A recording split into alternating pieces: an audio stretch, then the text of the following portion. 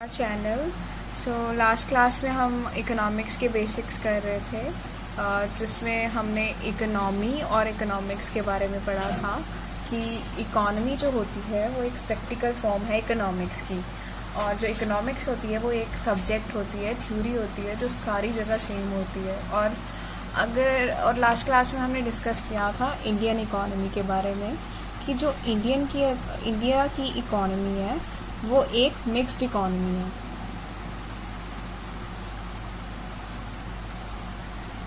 तो आज हम डिस्कस करेंगे कि कितने टाइप्स की इकोनॉमीज होती हैं। तो सबसे पहले हम मिक्स इकोनॉमी की अगर बात करें, मिक्स इकोनॉमी वो इकोनॉमी होती है जिसमें सोशलिस्ट इकोनॉमी और कैपिटलिस्ट इकोनॉमी दोनों का मिक्सचर होता है। अब सोशलिस्ट और कैपिटलिस्ट इकोनॉमीज क्या होती हैं? सोशलिस्ट इकोनॉमीज वो इकोनॉमीज होती हैं जिसमें सारा जो भी इंडस्ट्रीज होती हैं वो गवर्नमेंट के अंडर आती हैं। मतलब इसमें गवर्नमेंट ही सब अपने हाथ में रखता है। जैसे हर एक चीज़, जैसे क्वालिटी कैसी होनी चाहिए, डिमांड क्या होगी, सप्लाई कैसे होगी, और सब कुछ गवर्नमेंट के अंडर होता है। उसको सोशलिस्ट इकोनॉमी कहते हैं। Like all development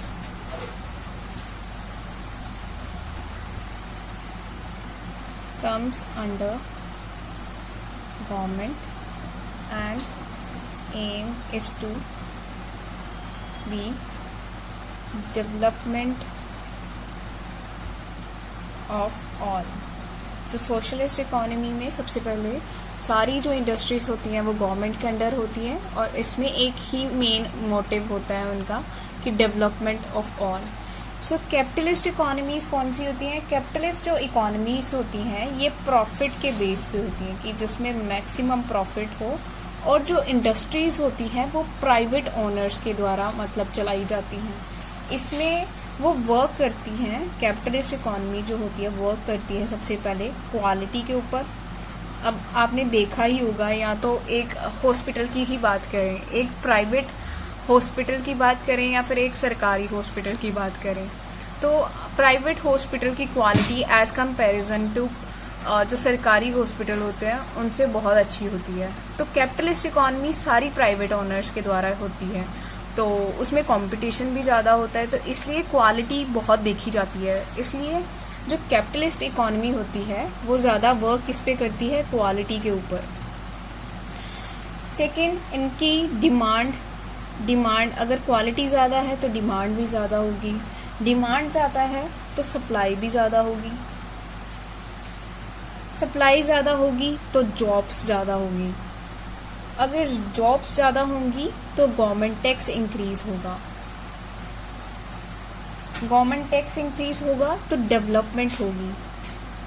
as you know कि सब कुछ, अगर आपने ट्रांसपोर्ट सिस्टम भी बनाना है, ठीक है, तो वो डेवलपमेंट कैसे होती है? अगर आप गवर्नमेंट को टैक्स दे रहे हो तभी तो रोड बन रहे हैं, क्योंकि वहाँ से ही टैक्स निकाल के हमारे एज अ नेशन की डेवलपमेंट होती है।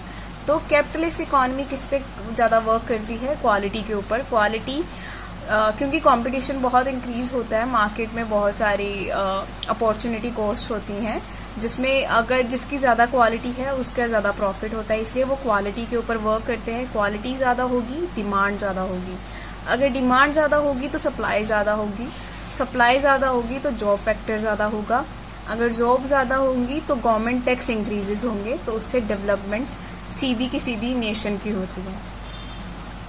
तो हम इंडिया की बात करते हैं कि इंडिया मिक्स्ड इकोनॉमी कब बना था।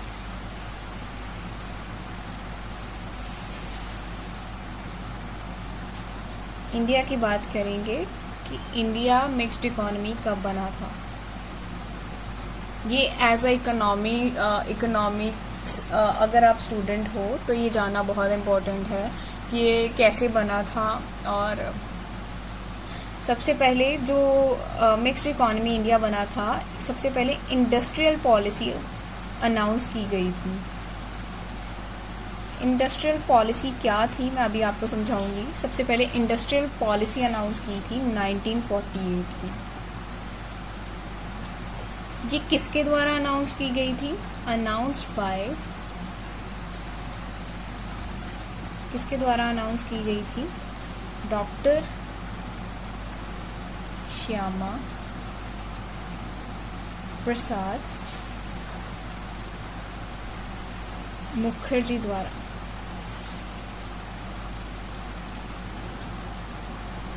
इंडिया मिक्स्ड इकोनॉमी कब बना था? सबसे पहले इंडस्ट्रियल पॉलिसी 1948 की अनाउंस हुई थी डॉक्टर श्यामा प्रसाद मुखर्जी द्वारा। ये इंडस्ट्रियल पॉलिसी कहती क्या थी? तो ये इंडस्ट्रियल पॉलिसी दो चीजें कहती थी। सबसे पहले डॉक्टर श्यामा प्रसाद मुखर्जी ने अनाउंस की थी ये मिक्स्ड इकोनॉमी के लिए इंडस्ट्रियल पॉलिसी 1948, जिसमें उन्होंने कहा था India announced as a mixed economy, कि इसमें गवर्नमेंट के भी सेक्टर्स होंगे और प्राइवेट के भी सेक्टर्स होंगे, मींस कैपिटलिस्ट भी होगी और सोशलिस्ट भी होगी। डॉक्टर श्यामा प्रसाद मुखर्जी ने सबसे पहले ये अनाउंस किया था इंडस्ट्रियल पॉलिसी में। सेकंड चीज उन्होंने अनाउंस की थी 1948 में कि in this policy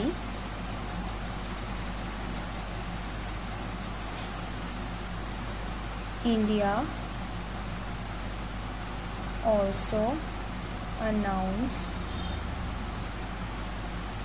as a closed economy। 1948 में उन्होंने एक और चीज़ कही थी कि अब इंडिया जो होगी वो क्लोज्ड इकोनॉमी होगी, ना तो इंपोर्ट होंगे और ना ही एक्सपोर्ट्स होंगे। इंपोर्टिंग और एक्सपोर्टिंग उन्होंने बंद करवा दी थी कि इंडिया अब क्लोज इकोनॉमी होगी। तो ये इंडस्ट्रियल पॉलिसी 1948 की थी। तो इस पॉलिसी को और भी कहा जाता है, इसका दूसरा नाम भी है, this policy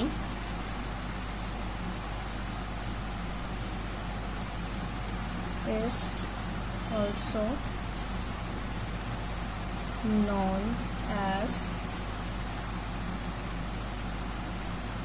Constitution of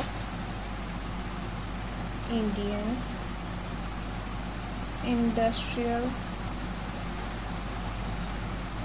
Policy। सो इसका दूसरा नाम ये भी है constitution of Indian industrial policy. तो हम अब दूसरी इंडस्ट्रियल पॉलिसी की बात करेंगे। दूसरी इंडस्ट्रियल पॉलिसी जो आई थी, अनाउंस की गई थी, वो थी इंडस्ट्रियल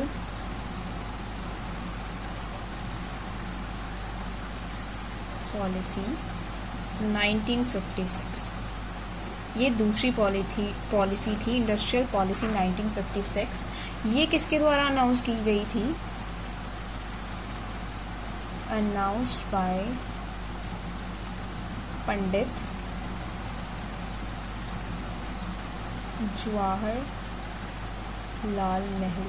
जवाहरलाल नेहरू जी के द्वारा अनाउंस की गई थी। कौन सी डेट में अनाउंस की गई थी? 30 अप्रैल 1956। तो ये पॉलिसी कब अनाउंस की गई थी? 30 अप्रैल 1956 में। इस पॉलिसी को और क्या कहा जाता है? दिस पॉलिसी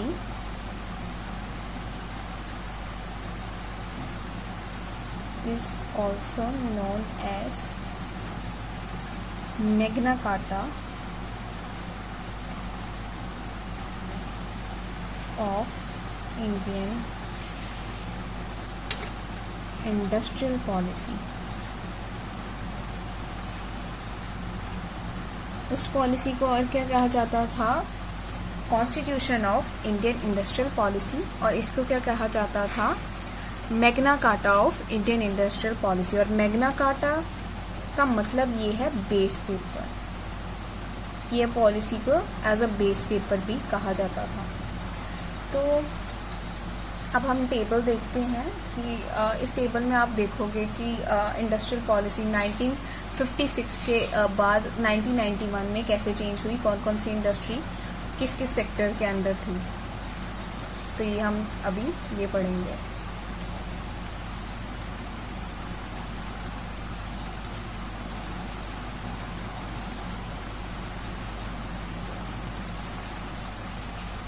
तो सबसे पहले तो दो चीज़ों का डिफरेंस आपको पता होना बहुत ज़रूरी है।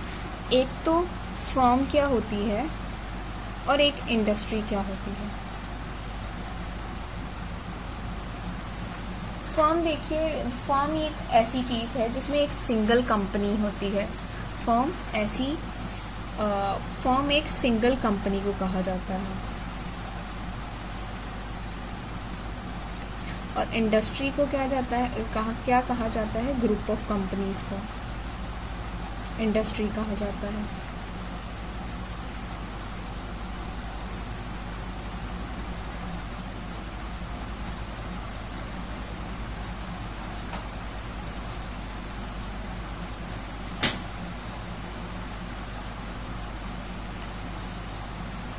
Industrial policy,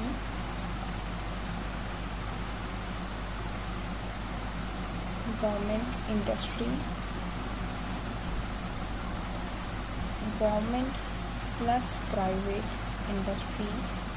industry as you all know कि क्या होती है, ग्रुप ऑफ कंपनीज को इंडस्ट्री कहा जाता है। Private industry and licences. तो देखिए 1956 की इंडस्ट्रियल पॉलिसी में कौन कौन सी जो इंडस्ट्रीज थी गवर्नमेंट के अंडर आती थी, कौन कौन सी ऐसी इंडस्ट्री थी जो गवर्नमेंट और प्राइवेट इंडस्ट्री के अंडर आती थी, मतलब गवर्नमेंट प्लस प्राइवेट इंडस्ट्री के अंडर आती थी, जिसमें गवर्नमेंट भी पार्ट था और प्राइवेट भी पार्ट थे। और थर्ड है कि प्राइवेट इंडस्ट्री के अंदर कौन कौन आते थे और लाइसेंस किस किस को चाहिए था। 1956 की पॉलिसी में ये अभी हम पढ़ेंगे। तो 1956 की जो पॉलिसी थी उसकी गवर्नमेंट इंडस्ट्री के अंदर 17 इंडस्ट्रीज थी और गवर्नमेंट प्लस प्राइवेट इंडस्ट्रीज के अंदर 12 इंडस्ट्रीज थी। प्राइवेट इंडस्ट्री के अंदर ऑल अदर्स थी, जितनी भी अदर्स इंडस्ट्रीज थी, और लाइसेंस सबको लेने पड़ते थे। जिसको भी इंडस्ट्री कोई चलानी है उसको लाइसेंस ज़रूर लेने पड़ते थे। फिर 1956 के बाद एक 1991 का ऐसा टाइम आया, 1991 का ऐसा टाइम आया जब देश के पास, क्योंकि हमारी 1948 में क्लोज्ड इकोनॉमी थी। डॉक्टर श्यामा प्रसाद मुखर्जी ने कहा था कि जो हमारी इकोनॉमी होगी वो क्लोज होगी, ना तो इंपोर्ट करेंगे हम ना एक्सपोर्ट करेंगे। तो देखिए 1991 में एक ऐसा दौर आया जब हमारे पास सिर्फ 7 दिन के लिए देश चलाने का पैसा था। तो उस टाइम जो फाइनेंस मिनिस्टर थे वो डॉक्टर मनमोहन सिंह जी थे। डॉक्टर मनमोहन सिंह जी थे तब उस टाइम के फाइनेंस मिनिस्टर। वो उस टाइम IMF के पास गए। उन्होंने पूरा मतलब देश तो अब चलाना ही था जैसे तैसे करके उस टाइम पे। तो 7 दिन के हमारे पास ओनली पैसे बच गए थे कि देश को चलाने के लिए। तो फिर IMF एक वर्ल्ड बैंक है जिसमें हमारे जो फाइनेंस मिनिस्टर थे डॉक्टर मनमोहन सिंह जी वो गए थे और उन्होंने IMF वालों ने हमें कंडीशंस दी कि हम पैसे तो चलो आपको दे देंगे पर आपको ये 3 हमारी कंडीशंस माननी पड़ेंगी। तो देखिए उस टाइम हमें देश भी चलाना था तो इसलिए हमें कंडीशंस भी माननी पड़नी थी क्योंकि हमें पैसा भी चाहिए था उस टाइम पे। तो IMF ने क्या कंडीशंस रखी मैं अभी आपको समझाती हूँ। IMF ने कंडीशन सबसे पहले रखी कि देखिए जो आपकी क्लोज्ड इकोनॉमी है अभी, पहले तो सबसे पहले आप इसको ओपन इकोनॉमी बनाइए कि जो आप ना तो इंपोर्ट कर रहे हैं ना तो एक्सपोर्ट कर रहे हैं, आप एक इकोनॉमी को ओपन करिए। तो इस ओपन इकोनॉमी को दूसरा नाम ग्लोबलाइजेशन भी कहा जाता है। तो सबसे पहले तो उनका ये था, वर्ल्ड बैंक ने कहा कि सबसे पहले तो आप ग्लोबलाइजेशन लाइए अपनी कंट्री में।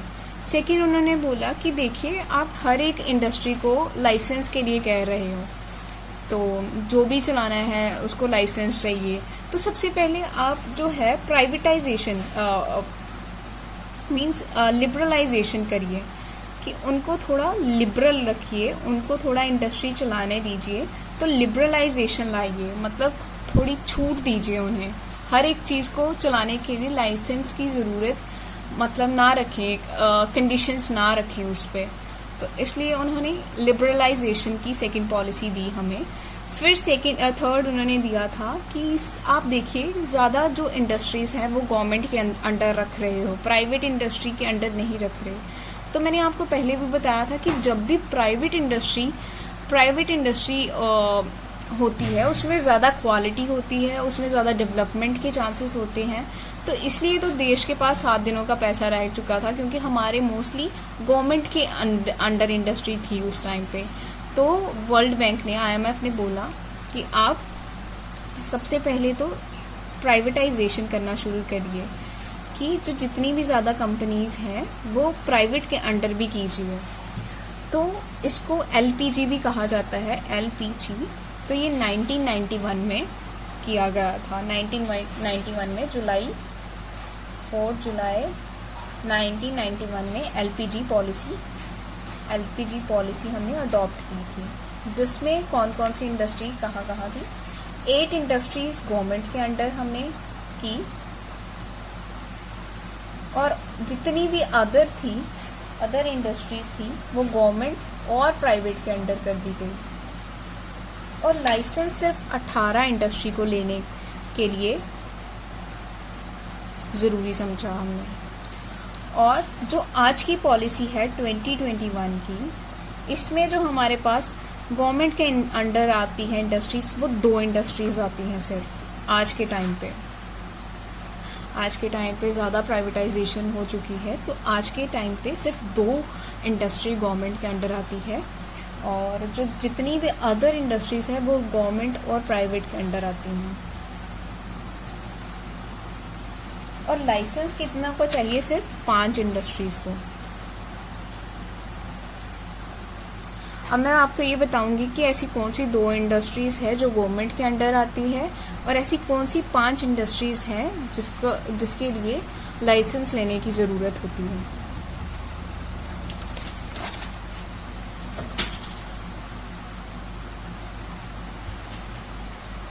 वो इंडस्ट्रीज हैं जो गवर्नमेंट के आज भी अंडर हैं, वो है एक तो रेलवेज, और सेकंड है न्यूक्लियर एनर्जी प्रोडक्शन। ये 2 इंडस्ट्रीज आज भी गवर्नमेंट के अंडर हैं। और जो 5 इंडस्ट्रीज हैं जिनको लाइसेंस अभी भी लेना पड़ता है, वो इंडस्ट्रीज हैं, सबसे पहले टबैको प्रोडक्ट्स के लिए, सेकेंड इंडस्ट्री अल्कोहलिक प्रोडक्ट्स के लिए, थर्ड हार्मफुल केमिकल्स के लिए, फोर्थ इंडस्ट्रियल एक्सप्लोजिव के लिए, और फिफ्थ डिफेंस इक्विपमेंट्स के लिए। ये ऐसी इंडस्ट्रीज है जिनके लिए लाइसेंस लेने की ज़रूरत होती है। तो ये तो छोटे छोटे बेसिक्स थे इकोनॉमिक्स के। आगे हम माइक्रो इकोनॉमिक्स स्टार्ट करेंगे और उसके बेसिक्स पढ़ेंगे सबसे पहले। तो आज के लिए बस इतना ही। Thank you so much.